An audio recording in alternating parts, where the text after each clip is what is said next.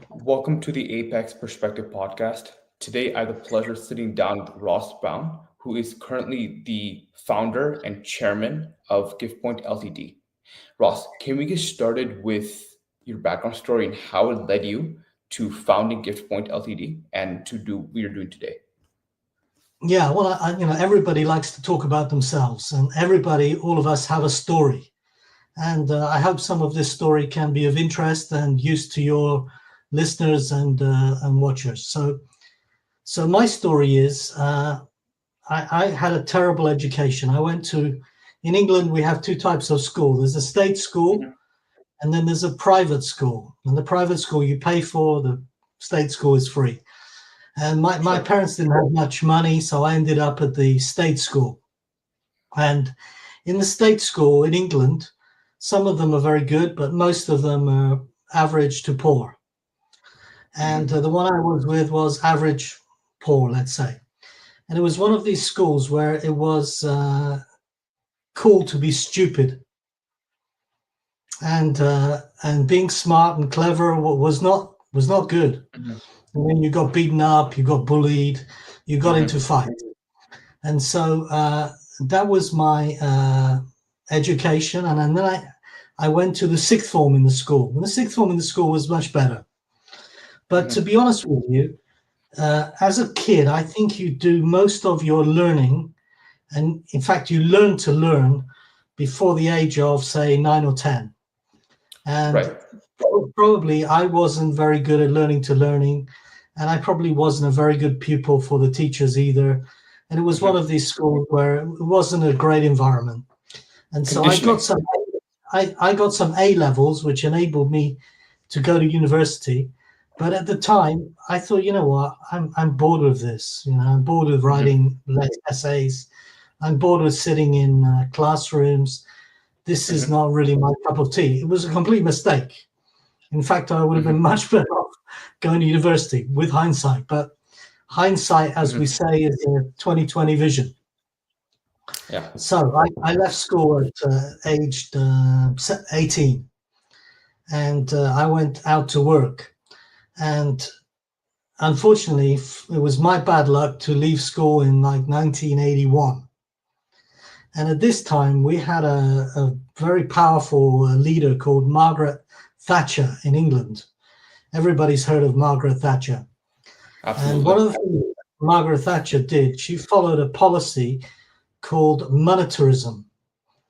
And monetarism is really regulating the economy through the use of interest rates and deregulation. And she was very good on that. And actually, she was probably proved right. Uh, and what happened was, as a byproduct of this policy, we had the highest unemployment on record in England since the 1930s. And there were 3 million people unemployed. And so it was actually very, very difficult to get a job at this time. So I'm that's sure. why I think I would have been much better off going to university. But you when you're young, you kind of think you know it all. And so Hmm. anyway, I had like a neighbor who had a wonderful, much bigger house than my parents, and he lived in Hmm. down the end of the road, and he drove fantastic cars like Jensen Interceptors and Hmm. Jaguars. And I used to cut this guy's grass. And I said to him, what Hmm. do you do for a living? He said, well, I'm a salesman. And I said, really? I said, what did you sell? And he told me they sold stuff door to door. Wow. And he said, I'll give you a job if you want. And the the thing with selling door to door is there's no salary. It's like Hmm. chicken or feathers. You have to hunt. So you either eat very well or you eat nothing. So I started going door to door with a group of other people, and we would make appointments for the salesman. And I would be 18, 19 at this time in my life. Hmm. And you would knock on people's doors, 6 o'clock in the evening, and they'd be eating their supper with their husband and kids. And you would try and engage them and make a meeting for the salesman to go back and sell them something. And this, unbeknown to me at the time, was a wonderful education in finding customers. and talking to people. So Certainly. I became very, very successful at this, making much more money than my father was earning. And we would knock on people's doors, and one of the things we would say to them, because you'd be standing there in a suit and they wouldn't know who you were. You could be a debt collector, it could be a undercover policeman, who knows. We'd knock on the door and we'd say, and they'd come to the door and we'd say, "Don't worry, it's not the Jehovah Witnesses." And people would smile, because at this time in England, you would get Jehovah Witnesses coming to your door, right, to convert you. And the mere fact that you weren't a Jehovah Witness, some nutcase trying to tell them about whatever it is they talk about, they immediately smiled, and there was a big sigh of relief, and then they said, "Oh, we'll talk to you." So anyway, I did this for a couple of years and made some money, bought a house. And then I decided to go traveling with some ex-school friends, and we went to travel in Southeast Asia. And we had a great time for about 12 months traveling around. And then I went to work for a newspaper selling advertising, which was also great fun, much better hours, because it was working hours 9 to 5, whereas this other job you were working from like 2 o'clock in the afternoon till 9 o'clock at night. Yeah. And then I thought, you know what, I'd really like to do something more with travel. So I became a holiday rep, and I went to work in Turkey. And you meet people off the plane, you take them to their hotel, you sell them trips. And because I was actually quite good at selling, because I had all this previous selling experience, I actually was the top salesman in Turkey for this holiday company. And they kind of, quite liked me. They thought, "Oh, this guy, he can sell, really well." And they used to send other people to listen to how I did it. So anyway, and then I met my wife there, and then we went traveling in America, and we worked in a ski resort, and blah, blah, blah. Came back to England, went for work for a big American corporation.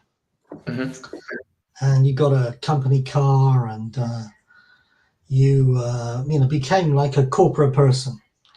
But because I was kind of used to doing my own thing, really, I was a bit of a square peg in a round hole.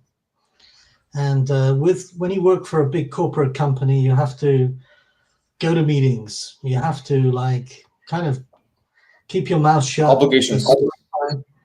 And you also have to say the right things at the right time. And there's a hierarchy.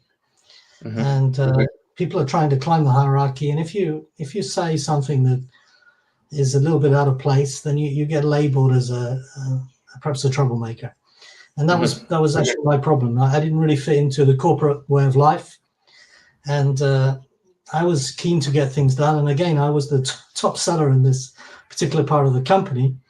But because I sort of said, "Well, why don't we do things this way instead of that way?" But we've always done it this way. And so if you've ever been in a corporate company and you've had a bad boss, it's a pretty hellish thing. And the boss I had was pretty hopeless. And then they replaced him with something even worse, which I thought was impossible. So anyway. So quick question. When you were questioning the way things were being done, what was the response? Well, when you're working in a big corporation, if you've had that experience, it's probably not what you say, it's the way you say it. And because I was young and ballsy, probably I was saying, sensible things, but probably I was saying them in the wrong way. Sure. And so for some people, corporate life really suits them, and that's great. For me, I kind of thought, well, I'm the top seller here. I'm doing really well, but it really didn't matter how successful you were in this company. It was really, you jumped over all the fences, you'd achieved all the goals they set, but they would probably say you didn't jump over all the fences in the right order. And so it was a hierarchical thing, and probably, I didn't suck up enough to the boss or whatever, anyway. So I was working in this company. They changed the boss for the second time. This guy was horrible. It was all about not the results. It was about reporting. So you had to write down everybody you spoke to, how many calls you made, all this rubbish. And I wasn't used to doing this, and I'm not good at that type of thing, so it didn't really suit me. Yeah. So I thought, you know what, I've really got to get out of this company because it's just driving me nuts. Sure. So I tried to get a few jobs, and when you're in sales, one of the things that really matters is your previous sales experience. So if you've been selling chairs, people really say, if you go for a job selling computers, they say, well, you don't have experience selling computers because you've been selling chairs. But I would say, well, look, I've been the top sales guy here. Here's my sales figures. I can sell. Just tell me what to do, and I'll make it happen. But a lot of companies, they actually don't recognize that. And my previous company, the corporate company I was working for, there was a very niche business, which was very unusual. And so when I would go for interviews, they would say, well, we like you, but you don't have any experience of selling chairs. Particularly for chairs. Yeah, exactly. Yeah. For example. So, I was looking around, and a job came up through a friend of a friend, and it was selling advertising gifts. And in America, you call this ad specialties, merch. Yes. And so I looked at this job, and it was selling like pens with a logo on, pencils with a logo on, mouse mats, erasers, things like this. And I thought to myself, well, this is a little bit below me, but the package was quite good. The people seemed nice. And I thought to myself, you know what, I'll take this job until something better comes along. Yeah. Because when you go out socially to a party or something, people say, what do you do? I sell pencils with a logo on. I sell erasers with a logo on. It's for mugs. It doesn't really, big you up in the, you're talking to somebody else who's, selling missiles or something, or you're kind of, it's perhaps, not what I saw myself doing. So I started working for these people, and actually they were very nice people. They were a Jewish company, and they were, as you know, Jewish people are very, very smart at business. And so I started working for these people, and actually, I really enjoyed it because they kind of left me alone to go selling. After about 6 months, I proved myself, and I was probably after about 2 years, I was one of the top sellers there. And what was interesting, this would have been in like the mid-1990s, early 1990s. And these guys were big on importing directly from China. And so working with them for 5 years, I learned everything about direct import from China. And they gave me a fantastic education. I made them some money. We had some fun. And after 5 years, my wife had a baby, and I used to have a 1 hour commute each way from the office to my house and to my office. And so I was spending a couple of hours a day, and I thought to myself, you know what? I don't really want to keep commuting 2 hours a day. And it was a bad commute, it was like stationary traffic most of the time. So I thought to myself, you know what, I'm going to start my own business.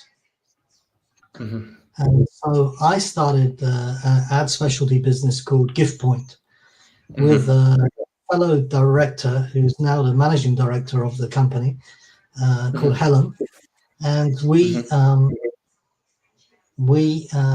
started this business, and very, very quickly it grew, to become, very, very successful and very powerful. And so I've been involved in Gift Point now for 30 years, and we have customers like Salesforce, JP Morgan, many huge companies, and we have a big warehouse, and we run corporate programs and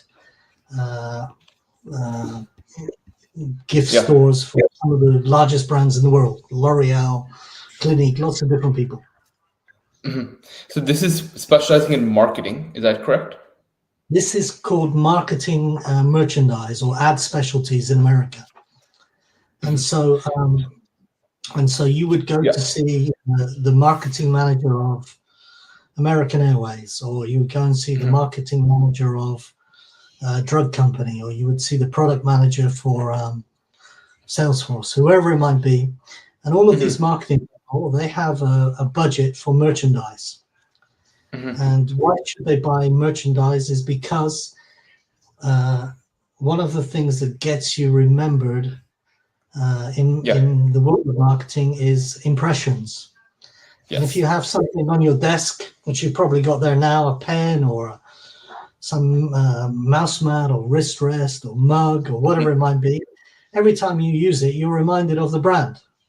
Yes. And this is a very inexpensive way to advertise and get your message across.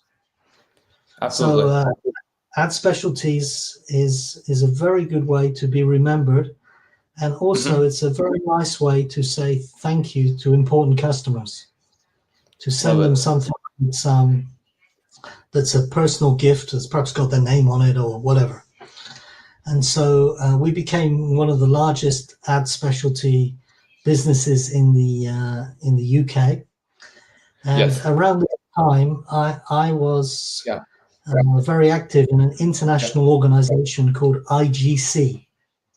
And IGC stands for the International Gift Corporation.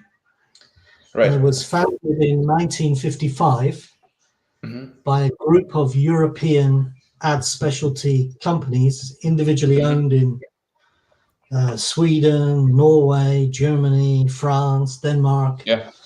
And at this time in the 50s, this was only 10 years after the end of World War II. There was the most popular gift at that time were shoe brushes. Because it was that time, which we perhaps don't have so much now, but everybody polished their shoes before they went to work. Yeah. And so if you had a shoe brush with the name of a brand on it, it was a wonderful way to be advertised to. Yeah. And So, what we realized, it sounds like it's amazing that as being remembered in a very non-expensive way via these gifts is an excellent pathway. But one question I have for you is, what sparked the idea for this? For Gift Point or for a merchandise Gift in Point. general? So Gift Point was, in general. Yeah, Gift Point was really, I was good at selling.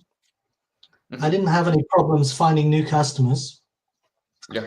And really, I didn't want to work for a company that was a 2-hour commute every day for myself. So I figured, because I knew everything about the ad specialty business in the UK, I figured I would take the risk and I would go out on my own and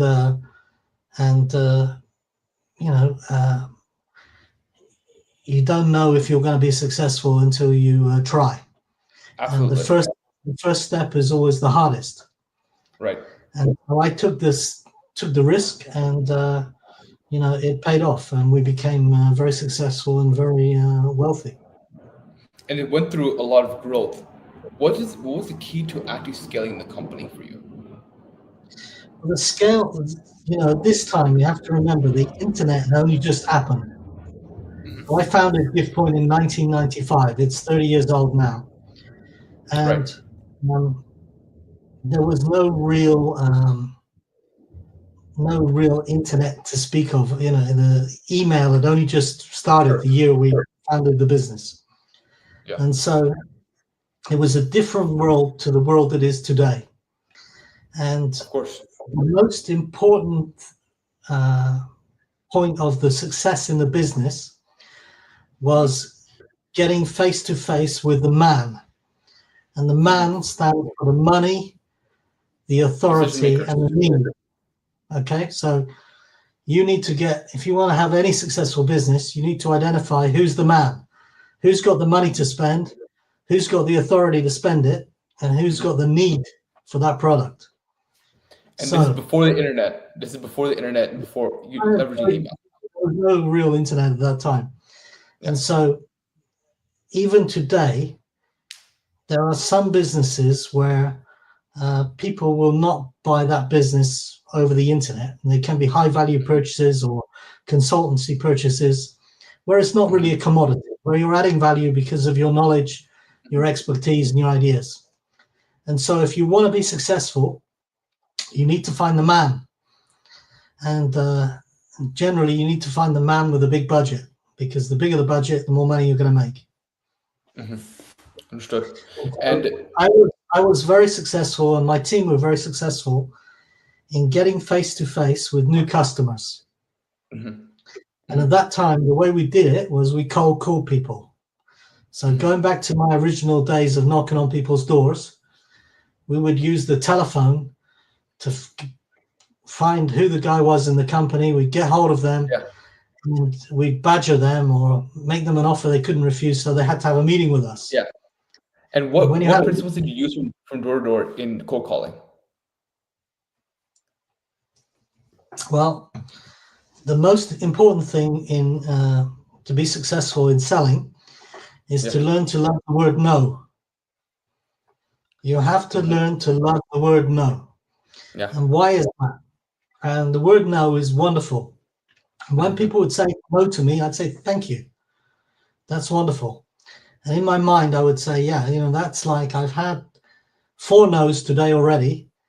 I know that after I've had 4 no's, I'm going to get 1 yes. Yeah. So I would get hold of 5 qualified people. 4 of them would say no to me. They just had a row with their wife, so they didn't want to see anybody. The guy who didn't have a budget, the guy who already had a supplier he was happy with, who was his brother-in-law. Their dog died, so they were grieving. And then the 5th contact, they would say, yes, come and see me, show me what you do, tell me about your company. Yeah. So in business, if you want to succeed, you have to learn to love the word no. Love that. I really love that. And when it comes to hiring, I mean, today the company has over 30 to 50, around 30 to 50 employees, 40 people, right? How did you hire? What principles did you look for in each hire? Well, the reality of hiring people, particularly salespeople, is that you never know how good they're going to be until you work with them for 6 months. So somebody can look fantastic on paper and they say, I've worked here and I've done this, I've done that. And you work with them for 6 months and you realize they're an absolute loser. They're no good for anybody. And somebody you think who's completely unsuitable turns out to be a star. And so the reality is when you hire people, you really don't know what's going to happen until you work with them for 3 to 6 months. Yeah. And so I'll give you an example. In the town where I used to work, there was a newspaper, a local newspaper. And the newspaper was great because it was owned by a single guy. It was his hobby to publish a newspaper for the town. And because he wasn't part of a big company, he used to take on the local council, the police. He would expose when they did things good, and he would also expose when they did things bad. And his other competitor newspapers in the town, because they were all owned by big corporations who got advertising from the council or whatever, they couldn't point out these things. So I love this guy. And I said, how can I help you? And he said, well, we need some advertising. I said, well, okay, I'm looking for somebody for a sales role. So I'll take a half page in the newspaper and give you some money to help you, and hopefully it will help me. So that was great. And unfortunately, we only got 1 reply from this advertisement. Yeah. And I was expecting, maybe 10 or 20 in CVs, but we only got 1 CV. And it was a lady who was, she would have been about 20 at the time, and she was a Sikh girl, a Sikh lady. And I've worked with Sikh people for the past 35 years. They're great, hardworking people. Okay. And she didn't really have any experience. Mm-hmm. and she was quite quiet. Yeah. And I thought to myself, you know what? I've paid, you know, $500 for this advert. I've only got one person reply. Let's give her a chance. And she called me and she said, I had the interview, and she said, how many people have you had for this interview? I said, well, we've had, 10 good candidates. I told a little white lie. She was You the don't give only her cards. candidate. You don't want to lay out your cards. Exactly. Yeah. You got to tell some white lies from time to time. So anyway, Mm-hmm. so I gave her the job, and I Mm-hmm. thought to myself, you know what? I don't think she's going to be any good, because she was Mm-hmm. quite quiet, and people from Indian background as well. They're kind of quite modest people, and she was Mm-hmm. modest. And after 3 months, she hadn't really made any sales. And I said to her, in fact, I sent her I sent her a memo. I said, look, we're going to give you 3 months more, but to be honest with Mm-hmm. you, I think you should start looking for another job, because I'm not sure Mm-hmm. this role is suitable for you. Mm-hmm. And and then the next month, she got the biggest order the company ever had. And there was a company called GHD, Good Hair Days, and they made like a hair product for women. And Yeah. we made like a special packaging, like a bag that it came in. And it was the biggest order the company had ever had. And since then, this is 20 years later, she's still working with us, and she's still doing great. And she's a fantastic person to work with, very, very Excellent. sensible, very honest. And so the reality is, you don't know what people are like until you work with them. Sure. Well, Ross, GiftPoint is an excellent company. It has a proven track record, and I love what you're doing there. Tell me more about Bown of London, or the new company you're referring to, before Yeah. discussing on the podcast. Okay. So I spent 25 to 30 years selling gifts, selling merch. Mm-hmm. Mm-hmm. And I was the president of the IGC, which is a global procurement part of GiftPoint. We are the UK member, and we sell to large companies, providing a global service for global procurement of premiums and merch. And so after 25 to 30 years of doing this, Mm-hmm. to be quite honest, I'm getting a little bit old. I'm just turned 60. And Mm-hmm. the type of people you are dealing with are typically, in their 20s and 30s. Yeah. And I got a little bit, um, shall I say, complacent and bored. And I have a great team at GiftPoint. I have a great Mm-hmm. business partner who runs it very well. And I just really wanted to do something different. And so about 5 years ago, a friend of mine called Alan Bown, who was a very successful businessman, had this luxury premium brand called Bown of London. His name was Alan Bown. The company was called Bown of London. And this Mm-hmm. business was a hobby business for him. And he was a very successful multimillionaire. And he said, I'm trying to sell my business, Bown of London, but the people I'm selling it to are cheating me. Mm-hmm. Do you know anybody with a warehouse where I could keep stock? And I said, oh, Mm-hmm. Alan, I didn't know. I thought you were kind of semi-retired or retired. I never knew you had this business. And he said, yeah, come and have a look. And I went to have a look at his products. And Mm-hmm. I thought to myself, wow, these products are amazing. They're super quality. I've never seen Mm-hmm. anything like it. Mm-hmm. And I said, well, why don't I put your products in our warehouse for serving Mm-hmm. the wholesale customers, Mm-hmm. and I'll buy 50% of the business from you, and then Wow. we'll be partners. And when you're ready to sell the other 50%, we can talk about it. So Okay. he said, good idea. And then it kind of didn't really go anywhere for a couple of years, because I was still quite busy with GiftPoint. Sure. So and then COVID came along in 2022, and Mm-hmm. obviously there wasn't much requirement for merch during the COVID time because lots of people working from home, and so the Yeah. business kind of scaled back a little bit. And I had more time to look at Bown of London. And unfortunately, Alan, he was an old gentleman, and he had a health condition, which meant he had to go to the hospital once a week to get a blood checkup or something like that. Okay. And during COVID, the hospitals were closed in England some of the time. And unfortunately, he didn't go for his blood checkup. And we think he didn't die from COVID, but it was kind of COVID related. And so he died in, I think, 2022, 2023. I'm sorry to hear that. Yeah, he was a good age, but perhaps he died before his time.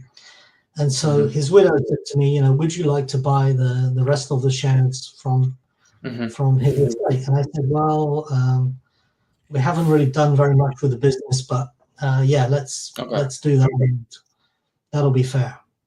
So we acquired the rest of the company, and then by chance I met somebody who was an e-commerce guru during COVID, and I said to her, why don't you come and work with us and take a share in the business?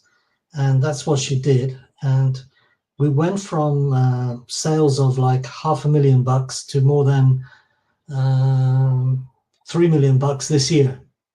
So in the last 3 years, we grew like more than 300%. And was this by adding e-commerce? Yeah. So before, the business was a wholesale business selling to retail stores. Yeah. And so we didn't have any direct customer interaction. And when I found the e-commerce person, who's also now director of Bown, we decided to go fully into direct to consumer. Okay. And by doing that, we've grown the business from $500,000 to more than $3 million this year. So the business has really taken off, and this has allowed us to go into new areas and develop new products.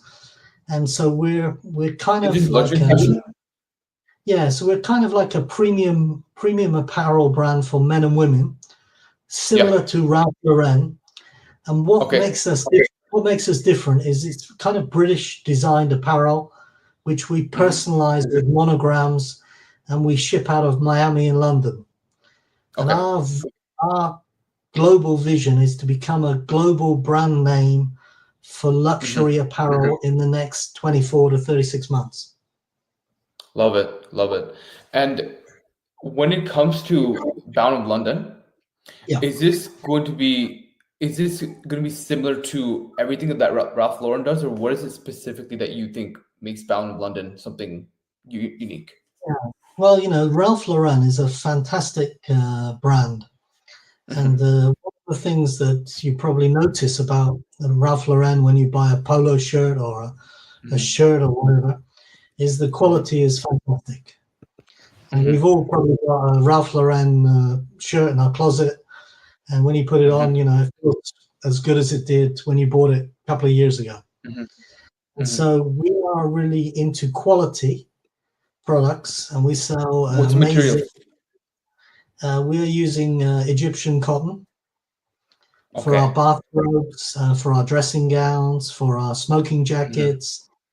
And we're also branching out now into luxury personalized footwear. And this is a real game changer for the footwear industry, in that you can have a pair of custom loafers made with the name of your brand, or the name of your podcast, or your picture of your dog, or a picture of an astronaut on it, whatever you want. And these are made and delivered globally in hand in 7 to 10 days. Love it. I'm already looking at the website right now. It looks amazing. And I love the design. It's very unique. My hope is I think this is something that I would like to look into myself. But one thing I wanted to ask you is, did you ever have an idea before actually going all in with buying the rest of Bound of London, do you ever have an idea that this would come true? Like this situation where you are right now, where you've scaled to 500K to 3 million? Did you ever think that was going to happen? Well, I knew the product was very popular with the public, but the biggest problem we had is that, and most of our sales now are in the USA. The biggest problem we had is really nobody had ever heard of us. And so 5 years ago, we were only selling to stores in the UK. And these stores were typically a mom and pop store that sold menswear. And so, you know, if you're of a certain age, it probably wouldn't resonate with you, but in every large town, there would be a menswear store.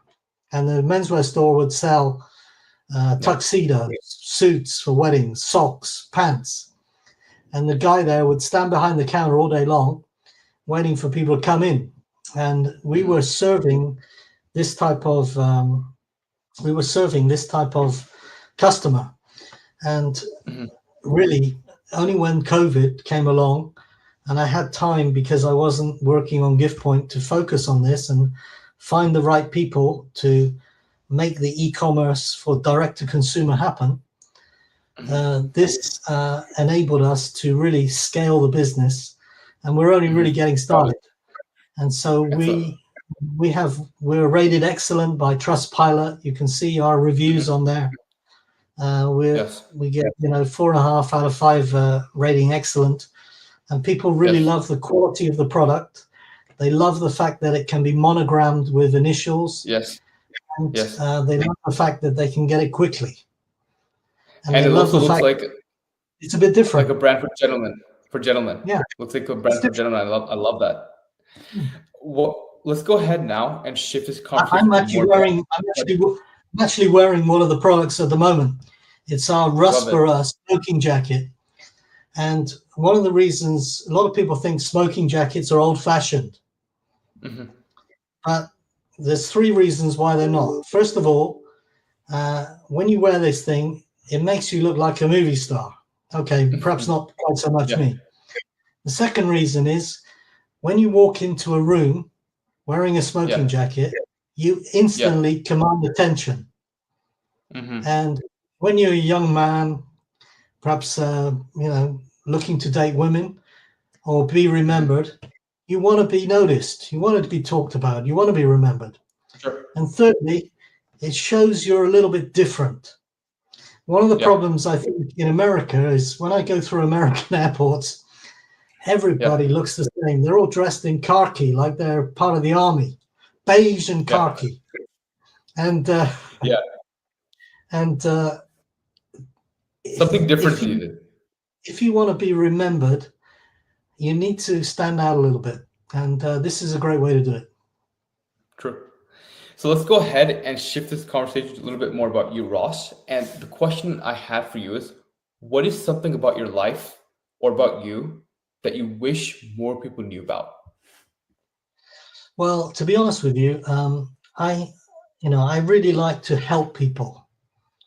And I think, in life, if you give, the wonderful cosmic karma gives back to you.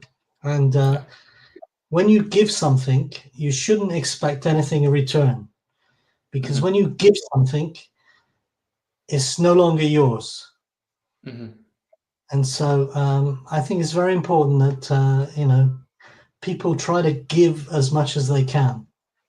And one of the things in life is that we all are guilty of this, is we say, well, you know what, I wish the government would do this. I wish somebody would change that or whatever. And then we don't do anything about it. And so one of the things I like to do is get a little bit involved in certain causes, and let's try and make a difference, because we're not here for a long time.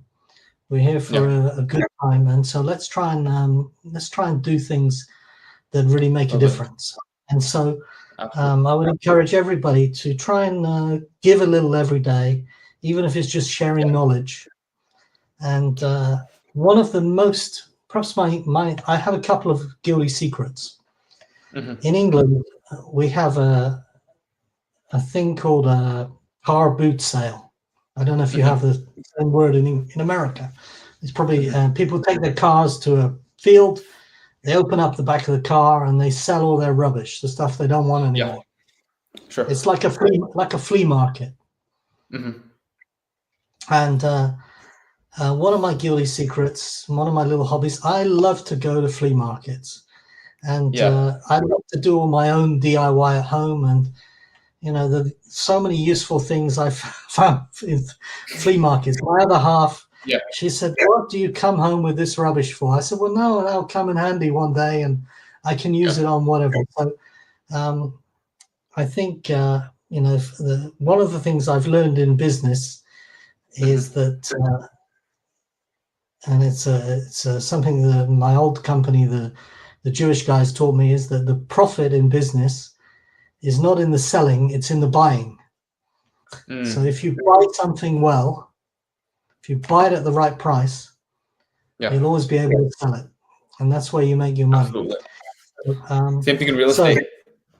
Exactly. It's the profit is in the buy. You make the money on the buy. You got it. Yeah.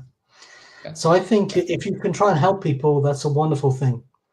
Love it. So there we are. Excellent.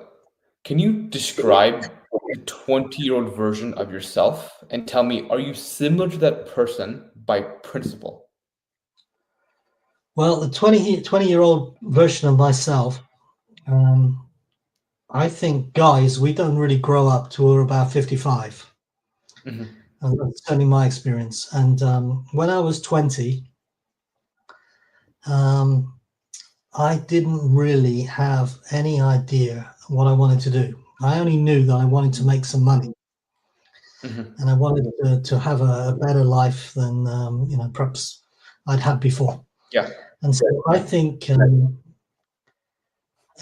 terms of my 20-year-old self, I still enjoy making money. I'm a bit of a gold and silver bug at the moment.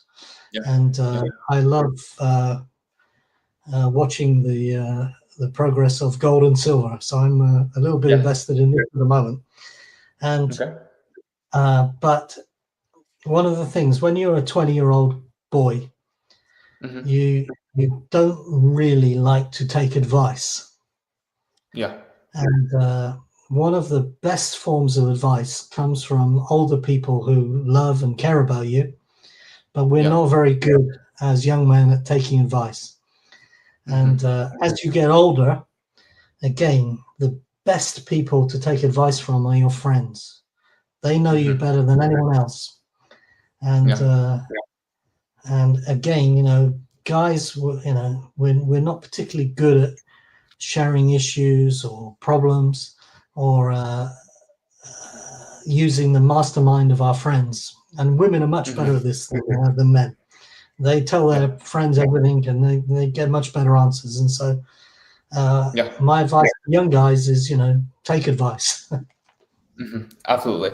So the other question I had for you is, which is one question I'd like to ask every guest, is what kept you going in the most difficult times? Now, I did a TEDx talk called Find Your Why. And one of the most important things in my perspective is if you know why you're doing something, if you truly know why you're doing something, that why means a lot to you personally, the amount you're willing to sacrifice to make something happen is a lot higher.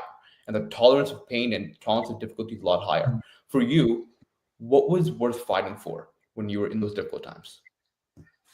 Well, it's funny, actually. I've always, when I was a kid, I used to go fishing. And to start with, when you go fishing, you don't really know how to do it. I don't know if you've ever been fishing yourself. No, not yet. Okay. Have to go. All right. Well, when you go fishing, for the first time, you haven't got a clue what to do. And when you go fishing, it's very important what type of bait you use. There's different fish eat different things. And it's very important at what level you go fishing, whether you put the hook in at the first yard or if you're 100 yards below the sea. And so when you go fishing, to start with, you don't catch anything, probably for the first 6 months, because you're just learning about fishing. And then you Yeah. start to go fishing, and you get better at it, and you start catching fish, and you learn how to do it.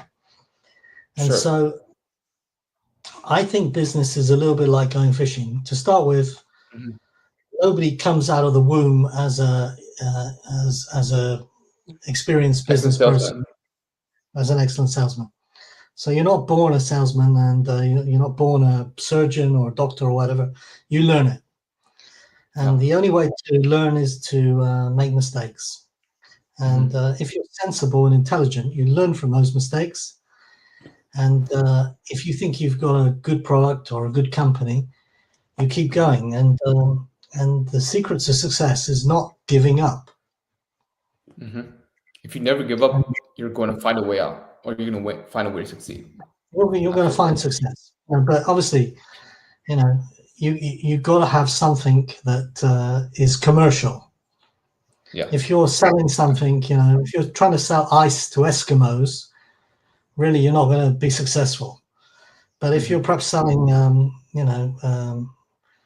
cooking stoves to Eskimos that cook whale meat or something, there's a Yeah. demand there. So you have Sure. some commercial idea that's commercial, and then if you think it's commercial and you believe in it, then Mhm. you have to keep persevering. Yeah. And Absolutely. through trial and error, you will find out if you have a business. One last question for you is, if Ross had 3 hours to himself, he could not do any business, he could not do any work, neither could he spend time with his family. What would he be doing? Yeah, that's a very good question. I think one of my guilty pleasures is watching YouTube. Okay. And one of the What things are you I would watching? one of the things I would recommend to anybody as an investment is YouTube Premium. So in Mhm. England, it costs I don't know, $12 a month. I don't know if it costs more in Mhm. America. But if you Mhm. buy the YouTube Premium, you don't get any adverts. Sure. So Absolutely. you can watch programs without interruption. And in YouTube, there is so much knowledge on every Mhm. subject you could possibly want to learn about. So if Yeah. you want to learn about, house building, or you want to learn about politics, or you want to learn about Mhm. investing, or whatever it is, there Mhm. will be somebody who has made a YouTube video, and they will Mhm. want to share their information with you. And Mhm. so I think if I was left alone for 3 hours, I would be Mhm. watching YouTube, and I would be learning something that was interesting to me. Interesting. Love it. So what we'll do now is go ahead and shift this conversation to about fitness and health, and then we'll go ahead after that, move on to Ross's next year plans, and then we'll conclude the podcast. So the perspective I want to share today regarding fitness and health is all about challenging the requirements of making a successful physical transformation. Now, a lot of the entrepreneurs I've spoken to around the world have this belief that the only way to make a physical transformation is if you drive to a gym or if you drive to a location and you exercise. Now, the problem with this perspective is a lot of entrepreneurs, a lot of executives have unpredictable situations that come in their life and have packed calendars and are very busy. So to adhere to an approach where you have to drive to a location and exercise is a lot less likely and a lot less possible for these individuals. So what needs to be done is you have to challenge the requirements of making that transformation. And when you do, you find that the primary driver of a successful physical transformation is a negative energy balance. Now, what this means in simple terms is you get the right amount of movement and you combine that with the right calorie intake. Out of these two requirements, what takes our time? It's the movement. So, how can we do the movement in the most time efficient way possible? My Yeah, well, perspective, go ahead. yeah. I mean, I actually have a gym in my house, Yeah, and it's covered in dust most of the time yeah, because, as most of us know, regular exercising is quite boring. sure. Going on a Yeah, treadmill it's boring, and yeah, it doesn't. So I'm actually very yeah. lucky because I play tennis 2 or 3 times a Mhm. week competitively, Excellent. and so I I think I'm reasonably fit. In fact, actually, I had a problem with getting life insurance a couple of years ago, and the company wanted to get me some life insurance, and they wrote to my doctor, and the doctor said, well, we prescribe him some statins because he has high cholesterol. And but he never takes them. And I did some research on statins. I don't believe in this medicine. Okay. And then the insurance company said, well, we can't insure you because you've got high cholesterol and you don't take the medicine the doctor give you. So I went to see the doctor, and the doctor said, well, we need to get you checked out by the consultant in the hospital to find out if you have a problem. And they scan your arteries with ultrasound.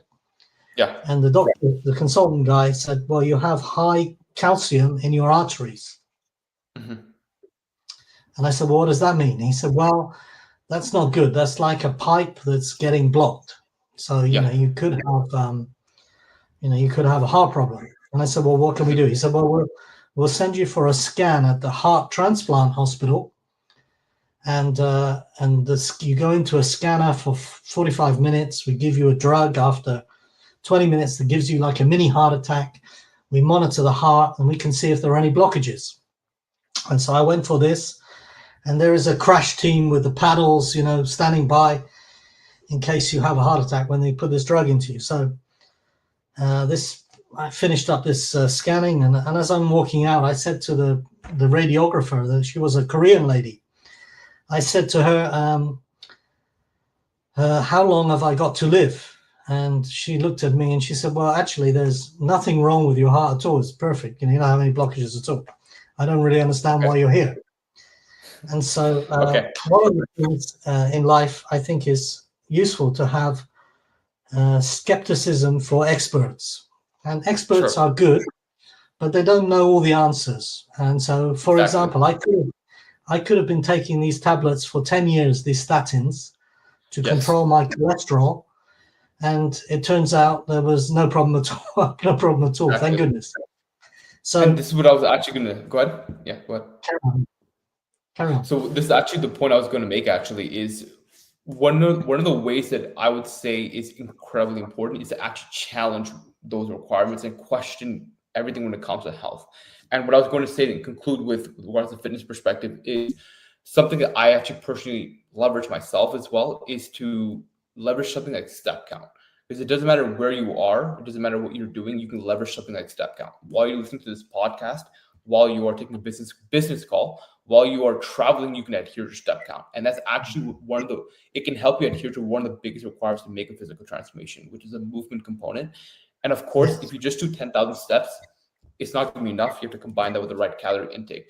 But the point is, when you challenge things, when you question things, you can identify more effective pathways to adhere to the requirements and have a successful transformation. And exactly, step count is actually what I actually personally leverage to lose over 70 pounds myself. So one of the things actually, like you said, was very important is, experts are great and they have a wealth of knowledge, but challenging those perspectives when it comes to health is always important so you can understand it yourself. I mean, how did you lose all this weight? I mean, it's a huge transformation. Yeah, so what I did is I looked at what the requirements are, and it's simply having the right amount of movement and then combining that with the right calorie intake. Because those are the only two requirements, the biggest challenge that a lot of individuals have is the movement component, right? The movement component where you have to spend time and do it. If movement is the only requirement and a certain amount of it is, then why don't we prioritize an exercise that's far more efficient? Right? How can I do this with a more efficient approach? So I leverage something like walking and like step count, but I hit a certain amount of movement. The key with this is that I was able to do it while I was taking a phone call, while I was doing a while I could listen to podcasts. I was educating myself while walking. The thing is, it doesn't interfere with my schedule. With other approaches, like let's say it's you going to the gym, it's you doing swimming, you have to be driving to a location and exercising. That takes time out of your day. You have to commute to a location. That's a problem. So how can we do this? How can we still make a physical transformation that's more time efficient and adheres to the requirements?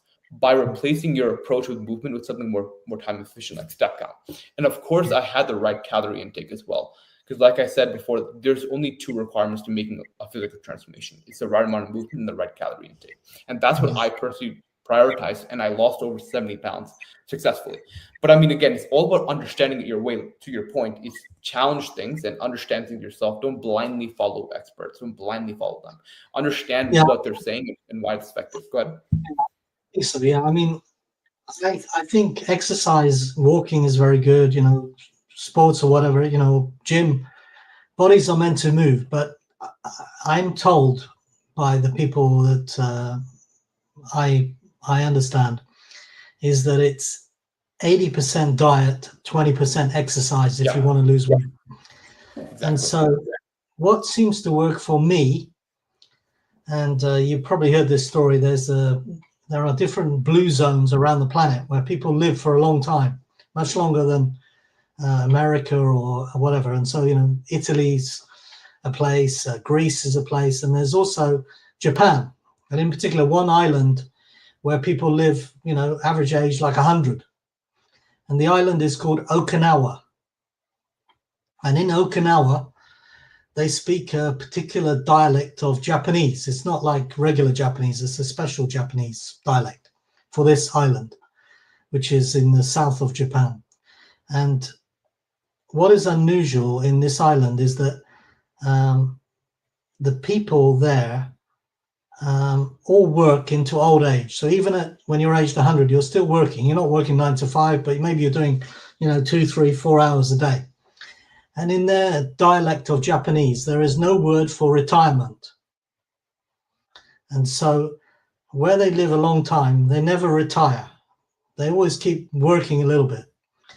And the other thing is that in Japan, in this particular blue zone, is that it's the custom to eat until you are 80% full. So you never gorge yourself and, finish that packet of cookies. You eat until you're 80% full. This is their custom, their way of life. And that's a great perspective, because like I said before, if you control your calorie intake and you pair it with a little bit of movement, which is 20% of the work, you're going to have an excellent transformation. But it comes down to understanding what drives the transformation. So with this, what we'll do is conclude the fitness conversation, and we'll move on to Ross's next year plans with regard to Bown of London, or also Gift Point, or whatever he wants to include for the podcast. Yeah, so I think our plans are really to keep growing the business, both Gift Point and Bown of London, and keep having fun. A lot of people actually forget the business is supposed to be fun. Mm-hmm. And if you're not having fun, then really don't do it. Go and do something that you enjoy. Have fun. Absolutely. And, if you're not having fun, if you're probably in the wrong company or doing the wrong thing. So I would encourage people to enjoy what you do. Be passionate about it. And then that will contribute to your success as well. Excellent. Well, Ross, where can people keep up with you and also Bown of London and Gift Point? Okay, so you can, if you're in the market for a global vendor of merch and ad specialties, you can find us at giftpoint.co.uk in the UK. And if you're in the market for quirky, unusual quality apparel for men and women, you can find us at bownoflondon.com. Excellent. And do people learn more about you on LinkedIn, or where is the best place to learn about you? Yeah, you can find me on LinkedIn, and you can read. I'm not actually a big LinkedIn poster, because most of our business is B2C rather than LinkedIn is B2B. So, but you can find me, you can connect with me on LinkedIn. I'd love to hear from you, or you can connect to me at bownoflondon.com or giftpoint.co.uk. And, we're very, very easy to do business with, very fair people. Yes, that's really all about us. And I'm looking at the clock here, Aaron, and we're up to 59:49. So I think almost your hour. Yes. Well, Ross, thank you for joining me on the podcast today. It was a pleasure to have you on. Thank you so much. Okay. Yeah, and look forward to meeting you again sometime. Absolutely. This is Aryan Mohindra and Ross Thompson. Thank you for listening.